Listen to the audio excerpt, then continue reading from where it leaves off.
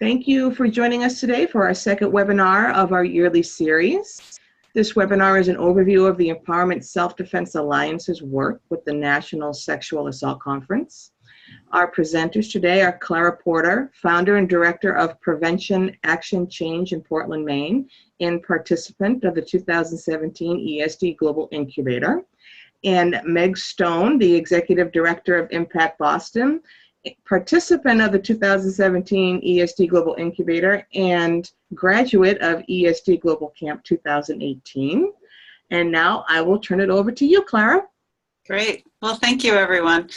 I think I'll start out, we'll talk a little bit about how the Empowerment Self-Defense Alliance came about and all of that. And some of you have the handout that gives a short version of our statement of purpose.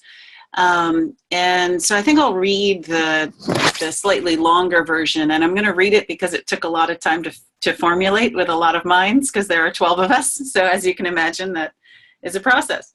The Empowerment Self-Defense Alliance works to increase the collective impact of empowerment self-defense teachers and to influence the national dialogue about preventing and recovering from interpersonal violence. The Alliance sees empowerment self-defense as a powerful means of personal and social change with a research base that demonstrates its effectiveness. ESDA also endorses a specific model of empowerment self-defense that prioritizes survivors' agency, awareness of the effects of trauma on the brain and body, and a commitment to social justice as fundamental components of violence prevention. So that's really our statement of purpose. And how this all came about is over the last 5 years for some of us and much longer for others, folks have been trying to get out information and not increase knowledge and increase acceptance of empowerment self-defense through writing, online, in print, other media, through presenting at conferences, really trying to do a lot of that work in moving all of us on all of our work forward. And we were coming together in various places. Some of us would come together through the National Women's Martial Arts Federation camp in the summer. Others were regionally aligned or aligned through their parent organization or programs such as Impact. And we saw a need to really come together and talk about all that work that was happening and see if we couldn't better coordinate it and collaborate with one another to have more impact. So a couple years ago, we came together and we raised money to do that, to come together in DC for a long weekend. And there were 12 of us. Some of us are teachers who run our own programs. Others are part of larger organizations, a real range from across the country, came together to really talk about, so what are the barriers to promotion and acceptance of empowerment self-defense? What are we finding are challenges? Where are we finding success? And how we can amplify each other's work to really help empowerment self-defense be seen as what it is, a very effective research-based method of violence prevention, intervention, and response. And so coming out of that retreat time, we decided to be an alliance. We're not an organization. We don't have any kind of corporate status or 501c3 or any of that. We have this loose affiliation. We have communication structures and shared Google Drives and things like that.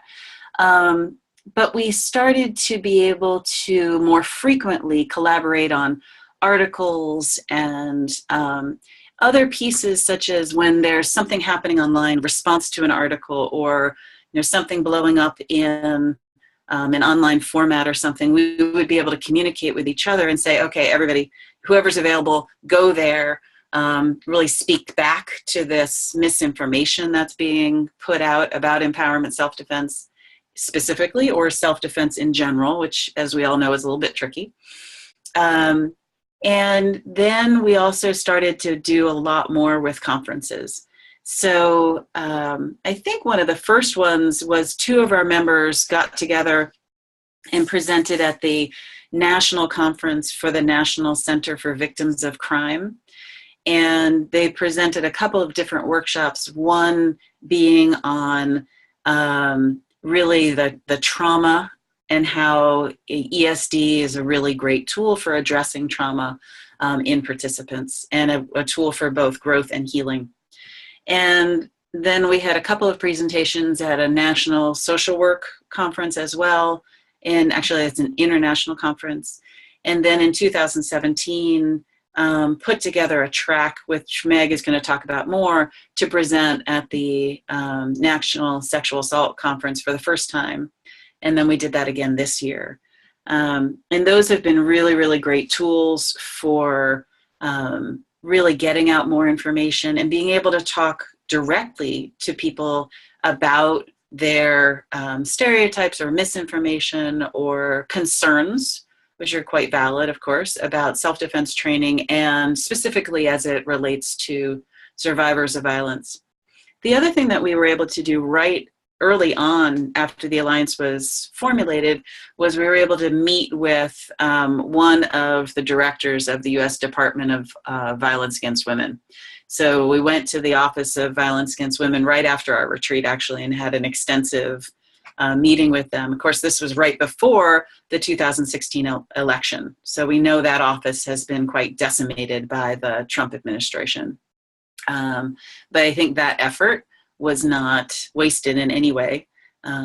There's been work with the Centers for Disease Control in the United States, as well as the Department of Justice, to really try and enhance their understanding of what this is and its place in overall violence prevention and response. We've also had a lot of media presence, and that's been growing over the past couple of years. Newspapers, radio, online forums, blogs, and then working to amplify one another's work. So if somebody has an article out there, we're promoting it. Or if someone has a blog, again, that's being shared. One example of this is Impact Chicago has a blog that they have been interviewing other Empowerment Self-Defense Alliance members to get their interest or their expertise in various areas of empowerment self-defense, and really promote that again to a broader audience. So those are some of the strategies that we've used, and there's certainly been challenges along the way, as in with any alliance or any loose network, you know, being able to stay in touch with each other, being able to be responsive in a timely way. We've supported various members if they've had challenges and had to step out, and then, you know, welcoming them back in. But overall, I think it's been a powerful tool for making change. So Meg is going to talk a little bit more about the National Sexual Assault Conference, which is the short version of that is NSAC, and how that came to be that we got the track there and started to present at a national level. So I'll turn it over to you, Meg. All right, thanks, Clara. So as a way of framing why it was so important for us to have a presence at NSAC, I'm going to start with an experience that I had back in 2006 when I was first the director of Impact, and I was first starting to try and engage the local rape crisis center and the local domestic violence programs in both supporting our work and working with us to refer survivors to our classes. I came from domestic violence and sexual assault advocacy, and had this very surprising experience. I was studying, I was getting my master's, I got the job at Impact, and my advisor, who is a very prominent person in the domestic violence medical field, as soon as I told her what I was doing, she got very uncomfortable and immediately started sending me other job postings, and eventually was able to say to me that she was really not comfortable with self-defense. And why was I trying to put the responsibility on women to stop abuse when it was a societal problem or a men's problem, or however she was conceptualizing it? Later, I had a meeting with the board of the Rape Crisis Center, and a couple board members said to me, well, if it's our position to support every person in whatever they've done to survive a sexual assault, how can we support self-defense? And my response to that was, because self-defense is one option among many, it's not the only option. And every technique is limited, and it's not a failure of the person if the technique is not, does not do what they want it to do in the particular situation. So I realized from those early experiences and then my later experiences of the more I could get to the heart of what we did, and the more I could talk about choice and empowerment and the ways in which empowerment self-defense gives people agency under stress. And one thing that actually really surprised me is I was doing a presentation for a domestic violence networking group, and we did a demonstration of impact. And someone came up to me who had been very skeptical of self-defense, and her response was like, wow, that's totally changing gender socialization. And I was like, oh, that's how you understand it. Now I know how to communicate it. So as Empowerment Self-Defense Alliance came together, we realized that one of the most important opportunities of all of the places we could be presenting, of all of the conferences, of all of the online forums, was the National Sexual Assault Conference. NSAC is the largest gathering of people who work at rape crisis centers, sexual assault prevention programs, and the various US government entities and academic entities that support sexual assault prevention and response. It's a group of people that are our natural allies when we get over some barriers and misconceptions. And the ways in which we communicate across the barriers has been very important, because it's been one of the most challenging groups of people that I could communicate with. Like, it might be intuitive to think that the people who would be most resistant to self-defense would be some anti-feminist group or some, other group that's not aligned with us. But it often is the people we see as our natural allies. So back before Empowerment Self-Defense Alliance was in existence, a woman named Patty Giggins, who is the executive director of Peace Over Violence, which is a Los Angeles-based sexual assault program, started an empowerment self-defense track, and the track was held in 2013. Peace Over Violence is one of the few rape crisis centers or sort of multi-program sexual assault organizations that has an empowerment self-defense department as part of what they do. The empowerment self-defense track in 2013 was all Peace Over Violence. It was one organization. It was an incredible step forward, but one that we really worked with Peace Over Violence and collaborated with them to build. We held the first empowerment self-defense track in 2017, and this is basically Empowerment Self-Defense Alliance with much generous financial support from the rest of the ESD community really came together to present workshops at this large national conference. And being a sponsor meant that, our name was mentioned. The words empowerment self-defense were uttered by executive directors of state coalitions in front of 1,000 to 2,000 people every day for 3 days. And it's become a really powerful kind of normalizing and including of what we do. So the way in which we decided to approach the empowerment self-defense track, both in 2017 and this past year in 2018, was to get presenters from as many different places as we could. And this means both several empowerment self-defense organizations, but in 2017, we had a whole panel of journalists and scholars and others who were working on the issues of women of color and trans and gender nonconforming people of color being criminalized for using self-defense, as well as people who teach empowerment self-defense. What we realized early on is that in order to get people in the room for our sessions and in order to make them the most relevant that we possibly could, we wanted to connect empowerment self-defense to work that the sexual assault community already saw as valuable. And in doing that, we were able to both help people come to accept empowerment self-defense, which I believe has improved greatly over the past 5 or more years, but also help people see how empowerment self-defense fits with the rest of sexual assault prevention and response work.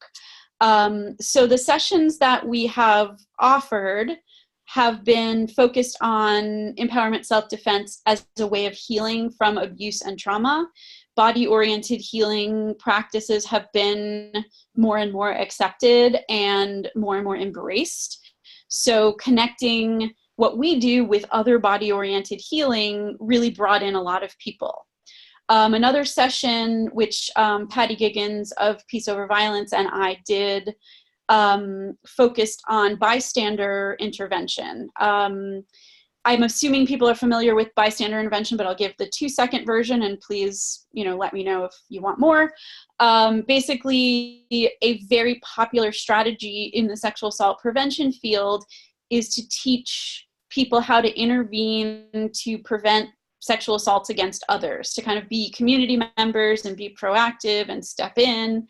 My firm belief is that a person with ESD skills is going to be much more effective and much more safe in doing that. So we created a session that demonstrated the ways in which ESD skills could apply to bystander intervention. What we also did in 2017 was to look at a lot of the harmful safety myths that both we as ESD practitioners and other people in the sexual assault field are inundated with, everything from like, oh, if she hadn't been drinking, she wouldn't have been raped and it was her fault because she was drinking, and, those scary strangers, and, so really kind of connecting that experience of victim blaming and safety myths with ESD. And then one that was new this year was looking at ESD as a tool for social change and collective resistance and activism. So what we've done with each of the workshops is we have identified a point of connection between our work and the work that is visible and seen by larger swaths of the of the sexual assault prevention community. And in doing so, we've had, packed rooms and, standing room in some of our workshops. And we've also really kind of broken down the barrier between the work that we do and the work that other people do. So Clara, I will turn it back over to you, and I guess we can both go back and forth. Now this is kind of the third topic of sort of talking about collaborating with sexual assault and domestic violence communities in general. Thanks. I think one of the most exciting things that I saw this year, I wasn't there 2017, but I was this year, was seeing the light bulbs go off in people's heads as they were taking classes with us. So, you would see the, aha, I just had every stereotype I ever had about self-defense completely blown out of the water. And, we own and talk about how empowerment self-defense is different than some self-defense you may have seen, and that certainly victim blaming can happen through self-defense classes, and why this is different and what is our approach. But seeing people experience those things and having, like we see in classes all the time, in everywhere we're teaching, of people noticing what's going on in their body when they're setting a verbal boundary, and then having that be normalized. And we talk about the stress response, and we talk about what happens in our bodies when we experience trauma, and normalizing all of those responses and saying, there's not anything wrong with noticing that when you notice that you stepped into an exercise rather than stepping out as was the instruction, that's a fight response. That's good to know about yourself, that you tend towards the fight response. Good to know. We're here to give you additional tools so you have choice in how you respond. So it was really great to be engaging on that level with folks. We've also here in Maine been working a lot with our sexual assault and DV agencies. And frankly, it's taken years to really break down those barriers and develop those relationships. Most of the people who now work for Prevention Action Change are also trained sexual assault or domestic violence advocates. Many of us serve on hotlines. I do myself. So those connections are there, and the agencies in our area know that we're trained in these ways because they have trained us, you know. We've done trainings at their, the statewide conference, at their individual, staff meetings, all of those kinds of things. Coalitions, we do presentations, all of that to really help people understand what it is we do and the role. And because of that, now when we run our 8 to 10 week Healing Through Empowerment series, which is specifically for survivors of violence, we get referrals directly from the hotlines. So an example is that our latest series started the week before the portion of the Kavanaugh hearings. Those were for anyone who's not stateside, those were our hearings for the latest Supreme Court justice.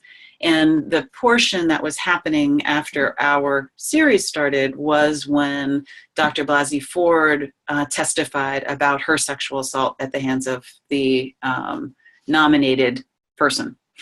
And we know that across the country, hotlines were really seeing a lot of people reaching out by text, chat, or call. And we had a number of people join our series after that, and they were all referred to us by the sexual assault hotline. So that was just a really great point to have gotten to, where they see the value, they see it's something, where people are calling in. For instance, one of the people called in and said, she's 77, and she called in and said, stuff is coming up for me that's 60 years old, and I need to address it this time differently. And they said, well, there's this thing called Healing Through Empowerment. So that's been really, really powerful. And Meg, I know you're you're a member of your Yes. statewide coalition, yeah? Yes, do you want to speak to that? Sure. So we are one of the few sort of standalone empowerment self-defense programs in the U.S. that is a member of our state coalition, of a state sexual assault and domestic violence coalition. It has been it definitely, I feel like I went on a sort of listening and goodwill tour to all of the sexual assault and domestic violence programs in the early days when I was director of Impact. And what I was really doing was sort of, Liz, this kind of harkens back to your webinar. I was listening to what people feared, what people needed, what people wanted and didn't want from us, and sort of where they were coming from. And a lot of what people feared was that we would be another person blaming people for the harm that was caused against them. Especially people that are helping people navigate law enforcement, child protective systems, other systems that can be very punitive and can be very victim blaming, are fearful of having yet another person saying, well, if you would have done this perfect palm strike, you would not have been raped. So we're going to teach you so you don't do it again. And frankly, we've had, a number of students say now I know the right thing to do, and we have to, address that. The other concern that we heard was, and this was a thing actually said to me by the director of a domestic violence program.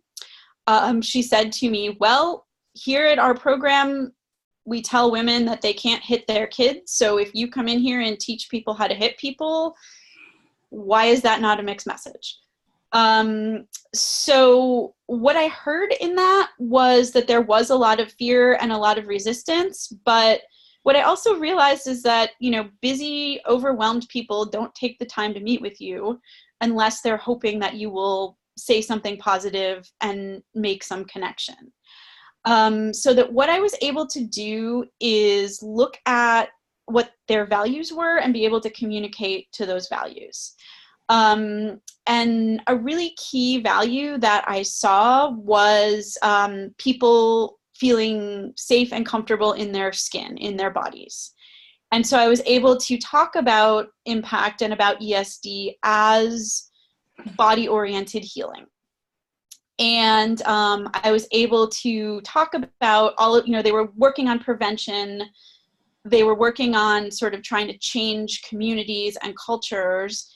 And what I said was that with ESD skills, that sort of community change strategy that you're all working on lives in people's bodies. So they can take it with them to whatever community they happen to be in, whether that community has done the work to prevent sexual violence or not. So it's sort of like the one person prevention strategy. And after, and I think really there wasn't any magical message that I communicated as much as it was emotional presence and ability to kind of check my defensiveness and save it for later when I was, alone with my fellow instructors. And really the support of other ESD practitioners in having these conversations. And eventually the Prevent Connect, the US National Sexual Assault Prevention umbrella resource, did an interview with me about feminist empowerment self-defense that they made a podcast out of many years ago. And it was really a long process of gaining trust. And what I found very interesting was that people started referring survivors to classes. And then like two and a half years later, they started coming, the advocates themselves. And then, about 7 years into, like a person would refer a client to the class, the client would have a really good experience. There would be a shift in the way the client was navigating the court system or the, child protective system or whatever other system they were dealing with.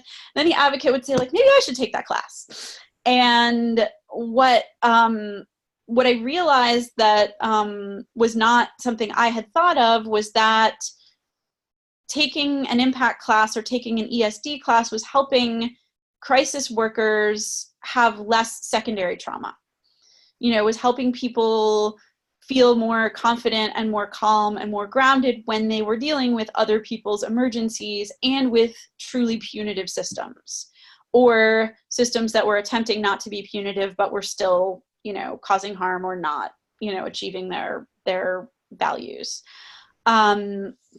So in the last probably 2 years, we've been invited into sexual assault and domestic violence organizations, not to train the individuals they're serving, but to train the staff.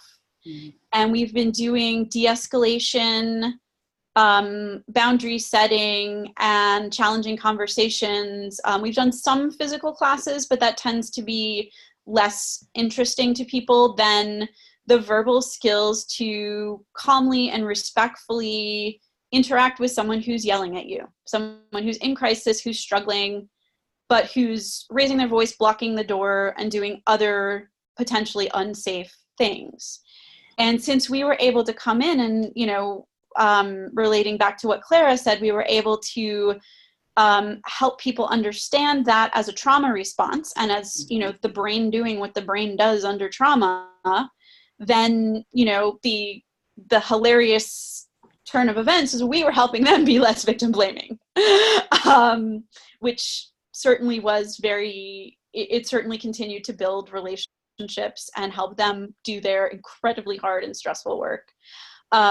So I think it is really important to really kind of respect the resistance that people have and be able to both use the resistance to reflect on how both what we do in a class and how we communicate about a class, and to stay present and be assertive and clear about what we do. And, not everybody is going to accept it, but the what happens when I say I run a self-defense program has changed drastically in the last 10 years.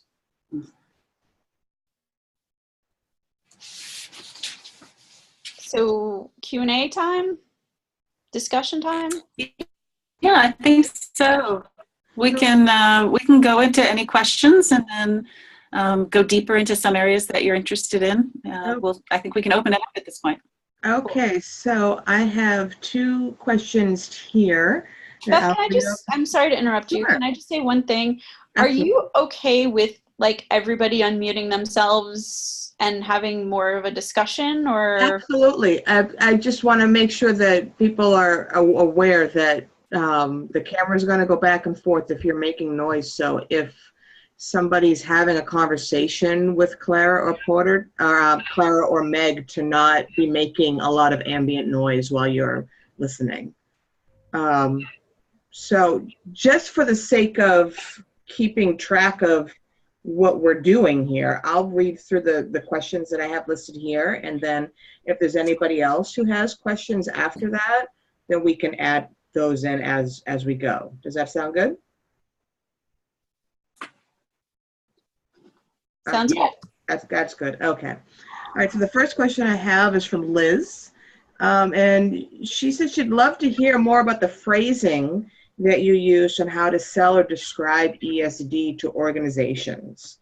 So I know from listening to what you said, Meg, I love what you said is ESD is body-oriented healing. I love that. Like it's a great buzzword almost. So I'd love to hear from both of you, as is the rest of us, is more on that particular topic. How do you sell and describe ESD? In addition to some of the phrases that Meg was using, we definitely use trauma-informed. We talk about how it gives agency and choice to survivors and how important that is. We talk about their experience that they will have in the class of having their boundaries respected and how unusual that is, not just for survivors, but for probably all of us. People. And creating a place then for folks to express what they want, need in various situations, and having that be listened to and respected. And the effect of having that experience, what that effect is for folks. I also share one experience that I have had in getting feedback on a longer class, which was when somebody said that in their takeaway, in our takeaway circle, they shared that what they were taking away was that they no longer blamed themselves for what happened in their lives. And that, I mean, that's the ultimate to me in feedback. And so I often share that with sexual assault or DV folks I'm talking to as well. Yeah. Echoing everything Clara has said, I also use the phrase safety skills a lot. I talk about managing the physiological stress response because that distinguishes us from what people think they already do. One thing that I found is especially important in communicating is to make sure that we respect what a rape crisis center or another prevention program thinks or knows that they already do. So if we come in there and we say like our bystander training is better and yours sucks, you know, you're not going to get anywhere. But more of what I say is like, here's how we can add to the great work you already do by giving people the experience of their physiological stress response and how to put all the stuff that you're already teaching them into practice when they're under stress. You know, a lot of how we message is you give them this great foundation and this great knowledge, and what we do is we help them put it into practice when they are being challenged or threatened or intimidated or minimized. And I think that was, you know, Clara was talking about aha moments for her during the conference. For me, I had a lot of people in my workshop that work with high school or college students around bystander intervention. And for them, it was more, oh, like wow, this is what's going to happen when someone starts yelling at them in response to their bystander intervention.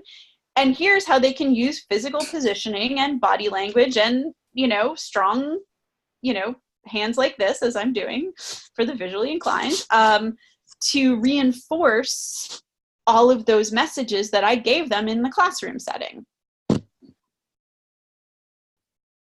Okay, excellent. Liz is our second question too.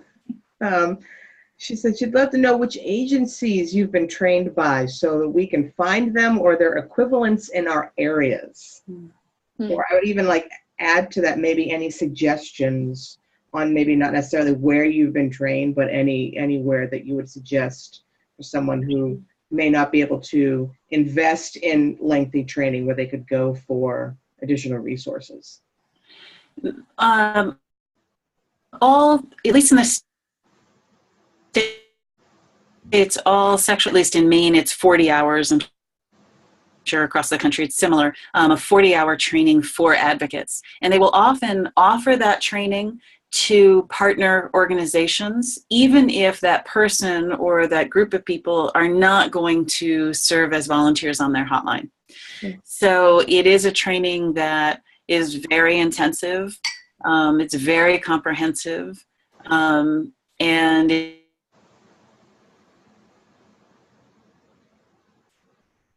very valuable, both in English, but also in building those connections. The other training that I've had, which unfortunately is not available anymore, was called Trauma First Aid. And so that was a very body-based trauma intervention training on working with folks who are in the middle of a trauma response. Excellent. Yes, I would agree.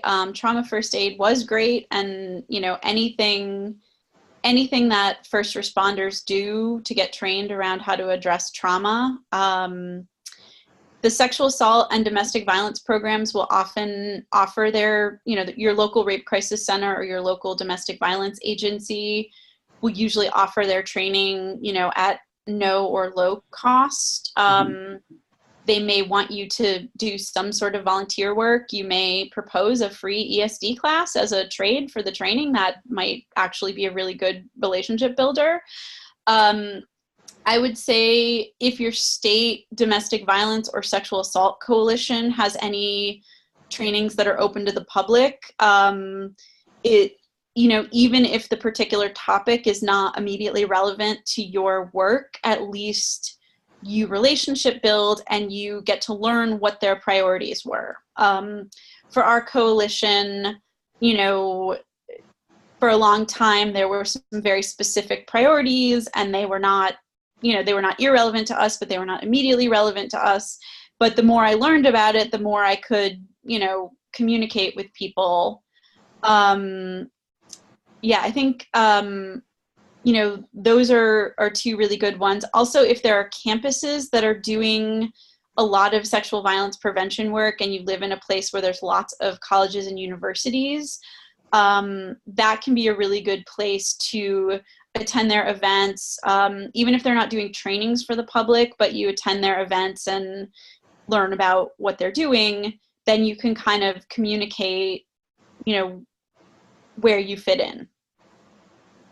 I'll also say that the National Women's Martial Arts Federation special training camp that happens usually the third week of July every summer has been an amazing, real treasure trove of learning for me. Different practitioners of ESD come together, and through sometimes informal conversations, but also a real interesting range of classes and workshops. Every year I've come home with lots and lots of new tools. Okay, our next question is from Wendy Dragonfire, but she hasn't written it here. She'd prefer to speak it. So I'm going to say, Wendy, why don't you unmute yourself and go to it. Okay. What I wanted to say, and it's, I'm taking another webinar, and one of the people, informally, we were talking last week, and she told me that she was trained in self-defense, And I said, oh, tell me more. And she said, yes, I did impact. Well, actually, it was still when it was called model mugging. And we were talking, and I said, we were talking, and she said that the only thing she would do would be to physically respond. And I said, well, you might want to do a refresher course, because that's not really the only thing we do in empowerment self-defense. We usually don't get to the physical till a little bit later, but impact is set up in a way so that people who don't have huge amounts of time are going to get that physical that they need. And she was pretty resistant to it. So I was wondering, do you do any follow-up with people who have taken the courses years ago and are not sort of up with the changes that we've grown into over the years? Yes, we do. We offer review classes, we offer newsletters, we talk a lot about the importance of verbal skills.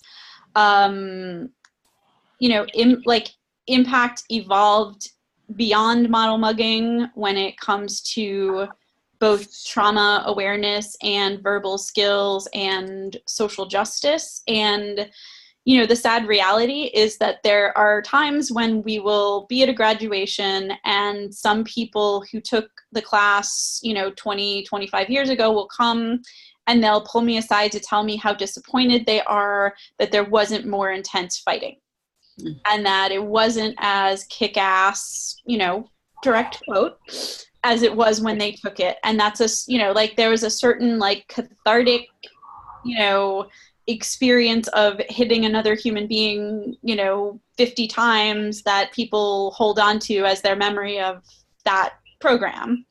I think really, other than convincing people to take review classes, which sometimes works and sometimes doesn't, and then really emphasizing de-escalation and bystander skills in the review classes, which we do. I think the reality is that, people from any time, time in the history of our movement have a experience of a class they took that really sticks with them, and what they love about it is what they experienced. And I unfortunately don't have any magic answers for how to tell them that this thing they love is not the way we do it anymore, because they tend not to want to hear that. But I think really all that I feel like I can do, and I'm speaking specifically of impact, but I imagine it applies to other systems as well, is to just do it the way we do it today, and to communicate about it, like our newsletters, our website. We have a couple cool looking strikes, but if you look at our website, a lot of the videos are verbal only, and that's what we can do about it. Well, I tried to explain that to her, and I tried to tell her that I've been doing this for 47 years. So, we've gone through lots of growth and changes over the years. And so I tried to explain that to her, and she's like, no, it's only physical. I'm like, you're taking a nonviolent communications class, and your idea of self-defense is only physical, and it doesn't quite make sense to me in the context of this particular class. And it was like, hello. But I tried to explain, we have lots of different methods. We have the 5-finger method, we have whatever. And, it's about empowerment, which, the more whatever. Anyway, you know all that because you've been doing it forever too. So, but I was surprised to hear that, although I have seen the growth of model mugging to impact and within impact over the years, and it thrills me. Yeah. In the beginning, it was hard for me to advise people to go. And the reality is, for a lot of people, people have been, mostly people of color in the U.S. have been arrested and criminalized for using a physical self-defense tool. Yeah. And for anyone, regardless of who they are, the self-defense programs that have been studied and shown to reduce sexual violence are very heavy in their emphasis on understanding coercion and resisting it verbally and using voice and using awareness. And all of that gets more effective when you feel the strength of your body from striking. And most people do not use, physical strikes as a first self-defense option. Great. Well, I want to thank both of you, and also, of course, LLF and ESD Global for making this all available. And I just love the work you're doing, and I love watching the progress that we're all making over the years. Thanks, Wendy. Okay, I'm going to move on to our next question. We're back at Liz. She's got most of our questions for today. So did you always wait to approach organizations, or do you actively seek out organizations for teaching ESD? I think we both actively seek organizations all the time. Yeah, it's actually hard to keep track of, okay, what are the prospects and what, who am I meeting with and where is all this going? But actively seeking all the time. I think I want to add to that. How often do you have people approach you for ESD courses from those particular agencies? A lot. Yeah. I think, I've been the director of Impact Boston for 13, 14 years now. And in the beginning, it was not only approaching, but, sincerely pleading with them to meet with me and to, see that what we were doing was aligned with what they were doing. Now, they have like 2 residents get in a shouting match in a shelter and they call us. Or a staff member gets overwhelmed by something that happens in a shelter, they call us. So it is definitely changed, and it's changed by like a decade of relationship building. I see that too, particularly in our workplace safety training. And this might respond a little bit to what you were asking too, Antonella. When we go into an organization and do an 8-hour training, sometimes over 2 days, sometimes 1 day, that looks at, what are all the ways that they're building safety and a welcoming and safe environment, and what are the barriers to that, and all of the, communication skills and de-escalation, all these different pieces. And what we've started to see is, since we've been doing this for a while, is organizations coming back and saying, oh, we have mostly a new staff in this department, so I'd like you to come back and do that training again. And so that's been a really great thing, to have organizations that see this training and see these skills as part of their workplace culture and part of how they can build and maintain a safer and more welcoming workplace. So that's been great in that sense. Yeah. And some of those trainings are minorly physical, more like body positioning, and we have a whole set of trainings around very low impact ways of dealing with unwanted touch that's not threatening. So those kinds of things. And sometimes they'll say, and then we want, like the more physical as well. But usually that's another class. Yeah. And this is like I think hopefully what Antonella is getting at on the chat. Assertiveness and boundary setting and de-escalation are self-defense by other names.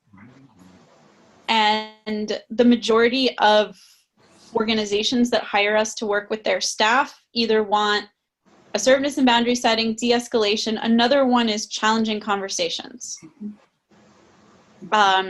Because I think that goes over better than self-defense, especially people are very uncomfortable with the prospect of, striking someone that they're supposed to be helping. And I think because of the ways in which self-defense is understood, it's associated with striking, even though we all know that it is not just striking. So, I can teach largely the same skills under the name boundary setting, challenging conversations or de-escalation? I always make sure in that context, because we do call it workplace safety. Yes. When we introduce who we are at the very beginning, I always talk about empowerment self-defense, and that everything that we do today is part of empowerment self-defense, because I want to, break down those barriers and those misconceptions. And so at the end of the day, they're saying, oh, wow, that was self-defense, huh? So it doesn't work in the marketing, and it doesn't work in pitching it to an organization necessarily, but put it in when you're in the door doing the work. Can Agreed. you hear me? Yes, we can hear you. Sorry about my morning voice. So thank you for that. I just wanted to add as well, it might be easier to ask verbally instead of typing it. That was a really interesting perception of how you interpret my question, but I also wanted to ask it from a perspective of if people or organizations were against empowerment self-defense, what would they rather choose to do? Like, where would they go instead? What do they say, oh no, we'll do it this way, or we'll go and utilize this organization instead? Does that make sense? Yeah, it's a good, speaking for my own experience in the US, they just, they would choose something completely different, like support groups, or, almost like they're choosing nothing over empowerment self. It's not like the person who's choosing between us and the kickboxing studio down the street, or us and the karate school. That's a completely different conversation, a completely different person. With a sexual assault survivor, as an individual, it's sort of us or another healing modality, like, yoga or therapy or whatever else. With an organization, it's usually just not us. I don't know, Claire, if your experience is different. Yeah. Similarly, if a group, going away from the sexual assault, domestic violence agencies, if any group is looking for a self-defense class and they choose something else, then often is, well, so-and-so down the street teaches, taekwondo, whatever. Like, well, that's awesome. And that's just not what we teach. And this is here's what we do teach, and benefits and whatever. College campuses are sometimes a challenge in that they often have campus police who are trained in RAD. And you have to be careful about how we talk about the differences between RAD and empowerment self-defense. But I can be very clear about those things. And so I've had that happen before, and sometimes it's in our favor. And sometimes they stick with what they've got because it's cheaper and what have you. But thankfully now we can point to some very, very good research that shows that empowerment self-defense has dramatic influences on decreasing sexual violence on college campuses. So that's, the biggest tool we have now. Does that answer your question? Yes, thank you. And Clara, I'm just going to skip 2 questions. As Wendy asked what RAD is, and would you be willing to describe what that is for her? Sure. Rape, aggression, defense is been around for a long time. And there's been some good writing actually by George Shorn, who's in the Empowerment Self-Defense Alliance. And they have a great website as well that has all of their media listing. But a really good article that compares empowerment self-defense to RAD. And some other data that's out there as well. I'm looking for George's piece, and I'm going to put it in the comments if I can find it. Excellent. Thank you, Meg. So if I look like I'm multitasking, I'm looking up her piece in Jezebel. Oh, got it. Okay. I'm going to copy and paste it into the chat, and then y'all can read. Okay. Thank you for doing that, Meg. Yeah, I got certified as a RAD instructor many years ago. it was an experience. I think the biggest takeaway that I got from that certification process was that, you know, I was asking questions about like, well, what research supports the strategy that you just advised us to advise women to do? And the answer was, it's not important. Yeah, I don't need, you know, sort of like, I am an authority figure because I'm a police officer, and my, you know, sense of the world should inform your choices. Nancy had a comment or an observation, right? Yeah. She does have an observation. Nancy, would you like to? Yeah, it took me a minute to make the unmute work. What I'm hearing, and I really liked what I was hearing from both what Meg and Claire were saying about how they worked with others, I'm hearing an undercurrent of what, from my background, you call applying Aikido principle out in the world. And this is mostly just an observation. Your approaches in terms of dealing with people who automatically are kind of coming at you with a conflict, with resistance, and your way of entering without escalating the conflict strikes me as just is pure Aikido principle. And I think Liz may have noticed this as well. I'm just thinking about how to ways in which to get that concept out, because we all need to work with people in these kind of situations who are on our side, but who are going to have resistance. And so it's really just an observation. I feel like I've seen Aikido in practice, and that always pleases me. So, whatever you want to make of that.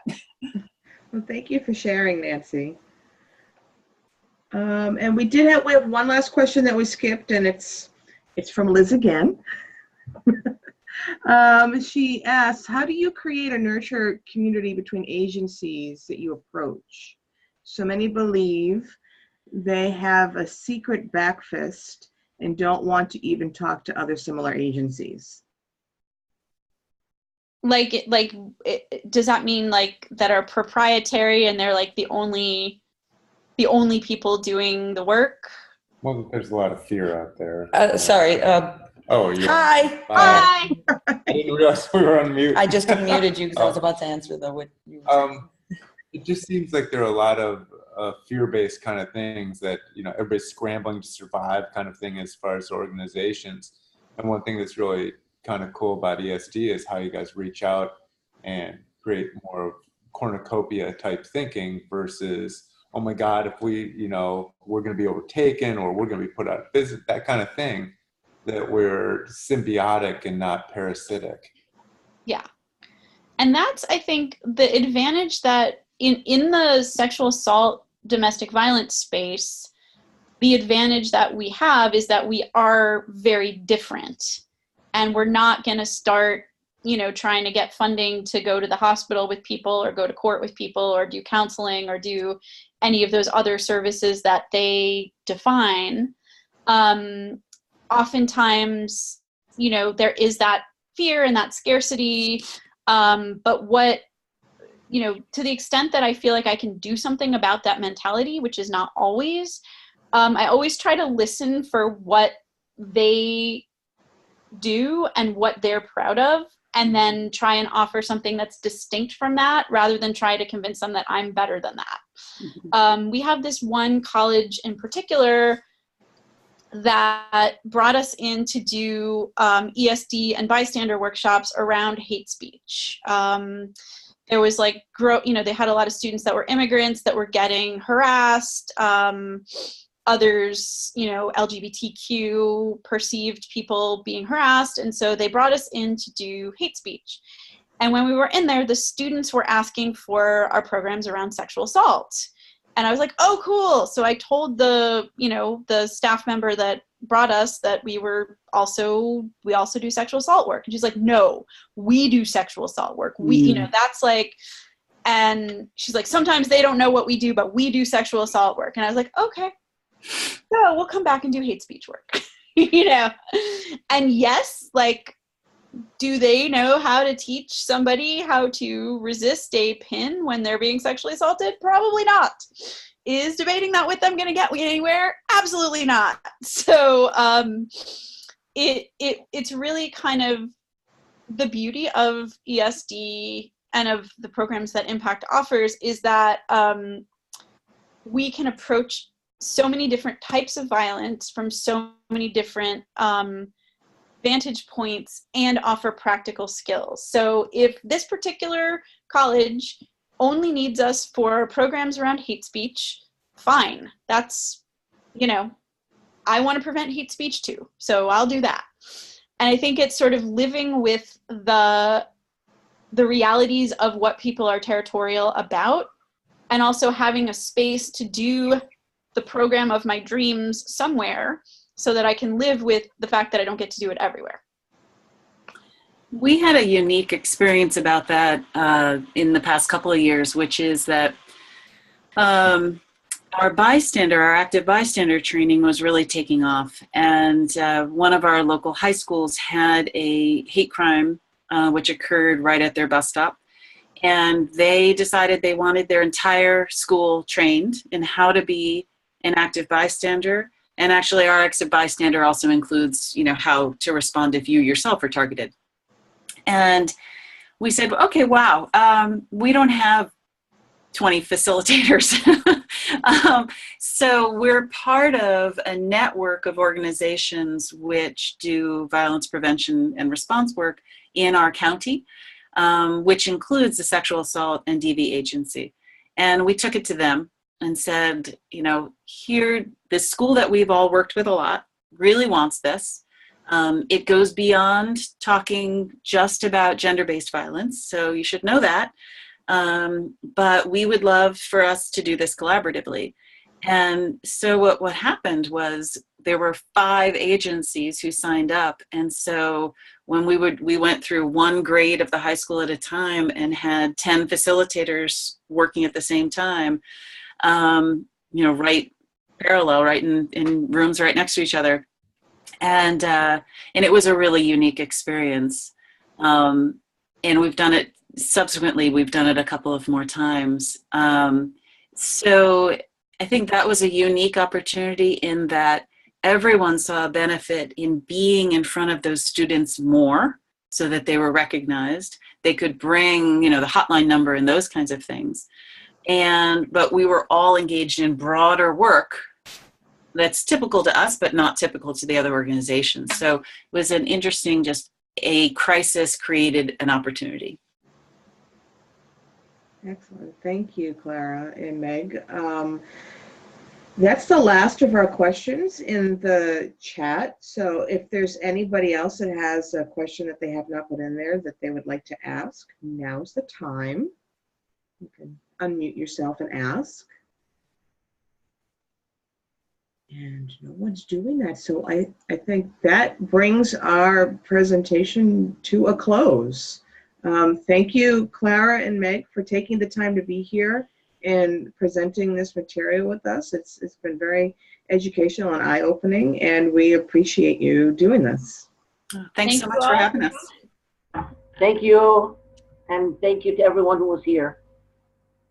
Same to you, Wendy. Thank you for joining us. Thank you. Thank you. Nice to see all your faces. Absolutely. And the ESD logo, Beth. Yeah, thanks.